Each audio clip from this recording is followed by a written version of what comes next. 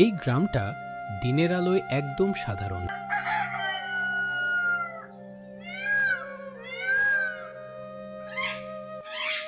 মানুষ মাঠে কাজ করে,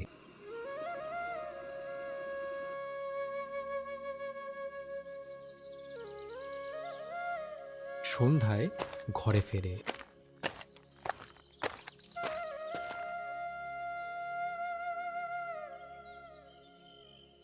কিন্তু সূর্য ডোবার পর গ্রামের শেষের রাস্তাটা কেউ ব্যবহার করে না।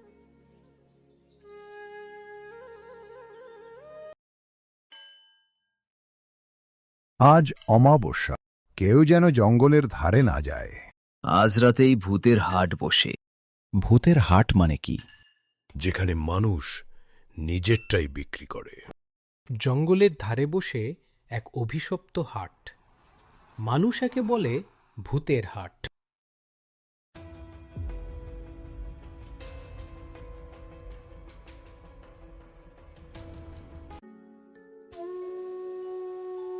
জঙ্গলের পাশে আজ নাকি রাতে হাট বসে।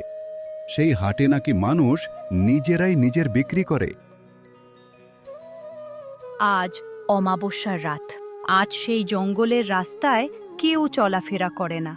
আজ তুই সেখানে যাস না বাবা, আমার মনটা কেমন কেমন লাগছে। ঠিক আছে, ভালো করে যাবি। আমার চিন্তা করো না মা, আমি ঠিক বাড়ি ফিরব। আর দেরি করব না, একটু দেখে আসছি মা। গরুটা হারিয়ে গেছে। মদন জানত না এই রাতটাই তার জীবনের শেষ কাল রাত।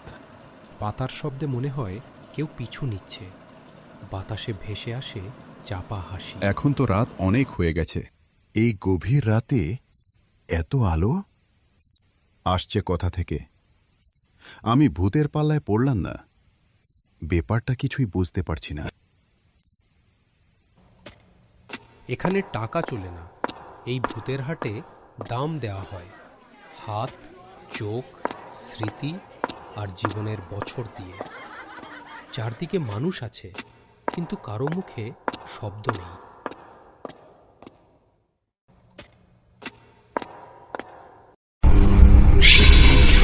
আমার বদলে তোকে 10 বছর আয়ু দিল।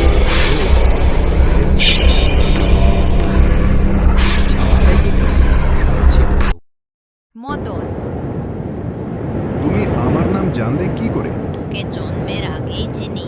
আয়নায় মদন দেখে তার বাবা গাছ হয়ে দাঁড়িয়ে আছে। আমাকে যেতে দাও। যেতে চাইলে একজন দেখে যেতে হবে। এই হাট সব সময় একজনকে চায়। ভোর হলে জঙ্গল ফাঁকা, কিন্তু রাতে আবার আলো জ্বলে।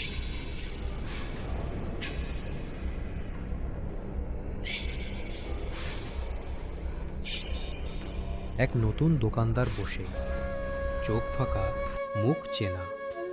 ভূতের হাটে কিছু নেবে নাকি? লোভ মানুষকে জঙ্গলের ধারে টানে, আর ভূতের হাট মানুষ ফেরায় না।